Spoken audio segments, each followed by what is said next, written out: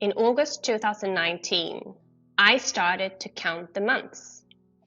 September, October, November. I counted again. September, October, November. 3 more months.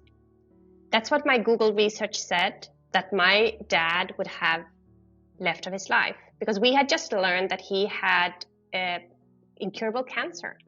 And my Google research said, on average, people that get this cancer, they live for another 3 more months. That would give us enough time for my kids to see my dad again, because I had left Sweden some years before that, and we only met my parents every now and then. So we had spent the whole summer actually together. But now my dad was back in Sweden and my kids were in Switzerland. But looking into the time that my dad would have left, they still would have time to meet him. But that was also that was my wake-up call. That was the thing that made me realize that, holy cow, what am I doing there? I was stuck in a job. It felt as if I'd painted myself into a corner. I had pursued the corporate career for almost 2 decades, for almost 20 years, pursuing a career that I just realized I didn't want to have in the first place. So my name is Josefine Wanner, and I am here because I've been asked to tell my story. And I think my story started when I was 14.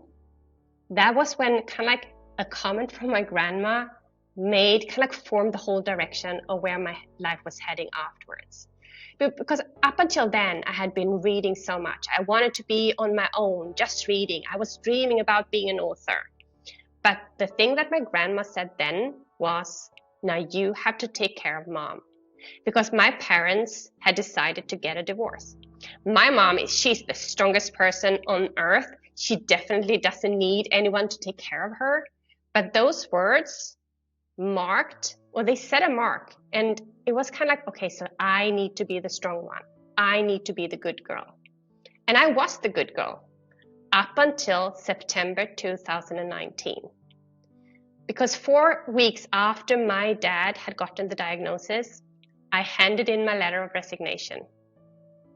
I was done. And the fear of the unknown had become smaller than the fear of staying in that situation where I currently was. It was quite a toxic environment, but when you're in those toxic environments, you don't really realize that, not until you are on the outside. And I think I was the lucky one. I got out. I had blackouts, but even then, I didn't realize it, that was going to happen, that I might have a burnout. And I think if I hadn't gotten out the time that I did get out, I would probably have had a burnout. But you never know. You don't know until it happens. So I handed in my letter of resignation, and I had no backup plan. I didn't know what else I should do, because I had pursued this career for 20 years, almost 20 years. I had climbed the ladder, and all of a sudden, the whole world was open to me. All of a sudden, I could do whatever I wanted to, but I didn't know what I wanted to do. Because also for almost 30 years then, since I was 14, I had suppressed what I really, truly wanted to do. So it also takes time to find back to the person that you are, to find back to what it is that you want to do. And that is what kind of led me into becoming a coach. Because I had one thing that I was super passionate about, and that was workshops. I wanted to help people to really dare pursue their dreams. But at the same time, I was super scared that what if I become liable then? What if someone says, hell yes, Joesfine, let's follow my dreams. Let's do this. And I was like, but what do I do then? So I decided I need add some tools into my backpack. Because when I quit my job, when I handed in my resignation, when I quit my job, everyone at the bank that I was working for said, I want to do the same. I would love to do something else.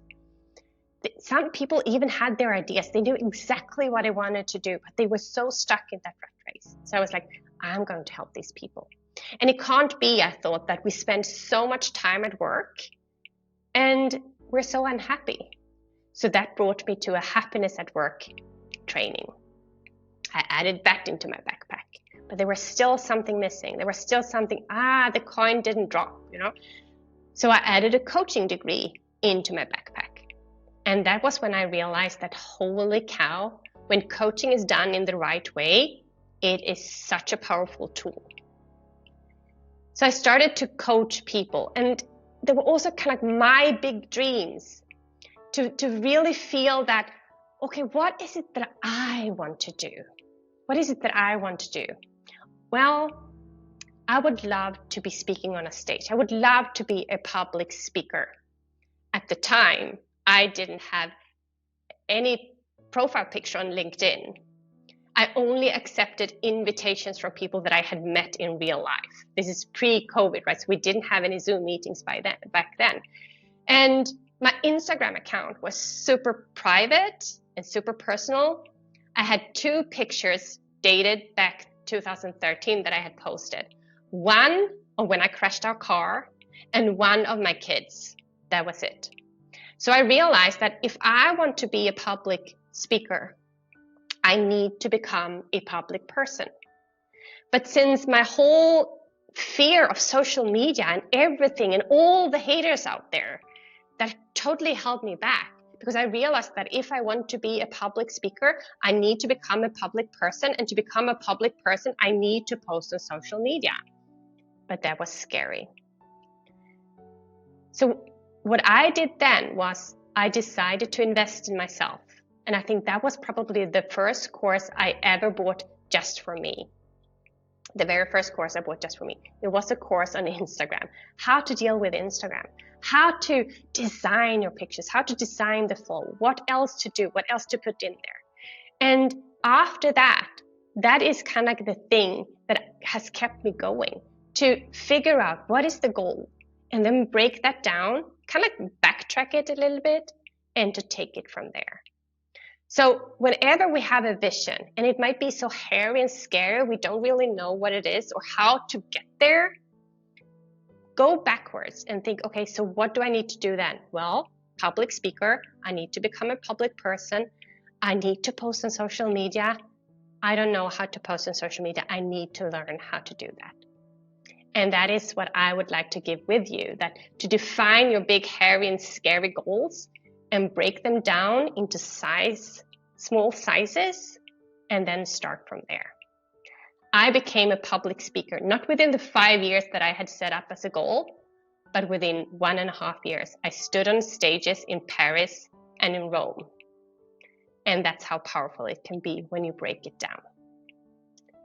Thank you so much. I'm so happy that I got to be here and to share my story.